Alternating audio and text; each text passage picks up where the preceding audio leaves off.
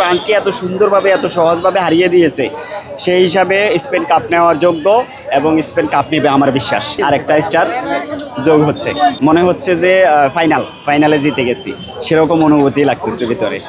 এটা ফাইনালটা এত মজা হবে না, আমার মনে হচ্ছে ফাইনালে তো দুর্দান্ত হবে না, এটাই ফাইনাল। কারণ ফ্রান্স স্পেন মানেই ফাইনাল।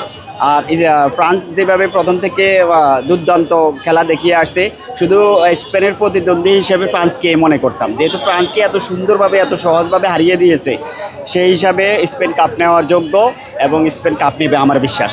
মজুব বিরাট কারবার, জিতে নাও ফ্যামিলি কার, স্পোর্টস বাইক ছাড়াও লক্ষ লক্ষ নিশ্চিত গিফট। প্রতিপক্ষ যেহেতু ফ্রান্সকে আজকে দুর্দান্ত খেলার মাধ্যমে হারিয়ে দিয়েছে, ইংল্যান্ড হোক আর আর্জেন্টিনা হোক কোনো সমস্যা নেই, যে কোনো দল হোক আমরা হারিয়ে দিতে পারবো। আমাদের যেই টিম, আজকের টিম অসাধারণ, 100তে 100। হ্যাঁ, আশা করে পারবে, যেহেতু 19 তারিখে খুব বেশি দূরে নয়, সবাই ভালো খেলছে, এই পারফরমেন্স ধরে রাখতে পারবে এবং এই টিম দিয়েই কাপ নিতে পারবে আমার বিশ্বাস।